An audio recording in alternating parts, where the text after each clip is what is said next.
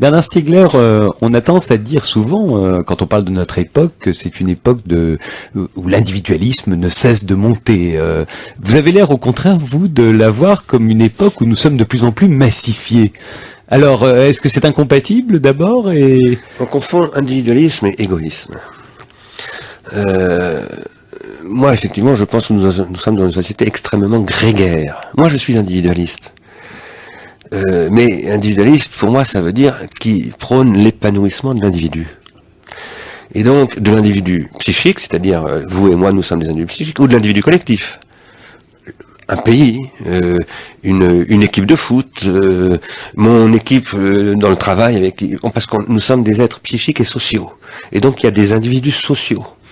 Être individualiste, c'est vouloir se battre pour que l'individu puisse s'affirmer au maximum. Et c'est ça que j'appelais tout à l'heure l'existence et la consistance, le désir. Je crois que notre société n'est pas du tout individualiste. Notre société développe l'égoïsme. C'est pas du tout la même chose. Regardez les cochons dont je vous parlais tout à l'heure. Rien de plus égoïste qu'un cochon.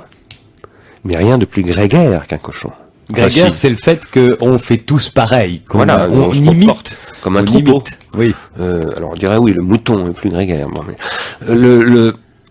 je pense que c'est une illusion et un matraquage idéologique qui cherche à nous faire croire que nous vivons dans l'époque de l'individualisme. Non, nous vivons dans l'époque de l'isolement. C'est pas du tout la même chose.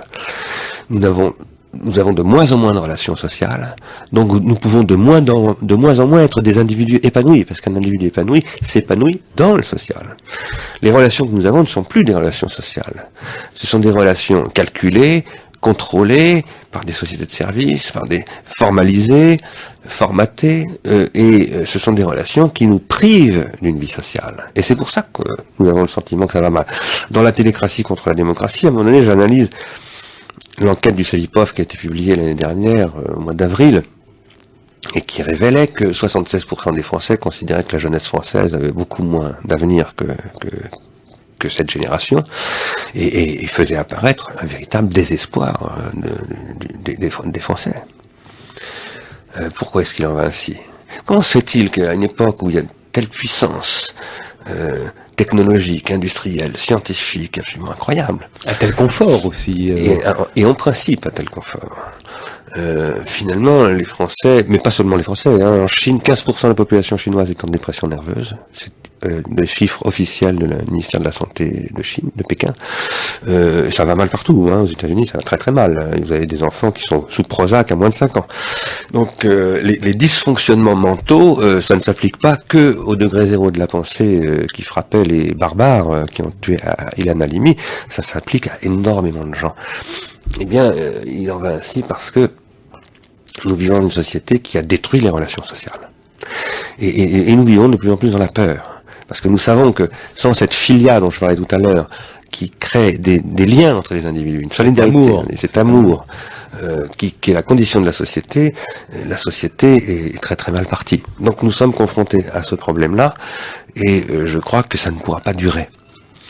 Je pense que nous atteignons des limites, d'autant plus que par ailleurs, des problèmes, je dirais, de passage aux limites écologiques, économiques, etc. se posent. Nous savons très bien que nous ne pouvons pas continuer à nous comporter dans la consommation, par exemple, de CO2, enfin, de la production de CO2 par la consommation d'hydrocarbures, comme nous le faisons. Or, ça nous rend pas heureux. Parce que pourquoi est-ce que nous consommons tant? En fait, est-ce que ça rend heureux de consommer? Non. Ce qui rend heureux, c'est pas de consommer. La consommation, c'est ce que j'appelle la subsistance au début. Ce qui rend heureux, c'est d'exister, c'est pas de consommer.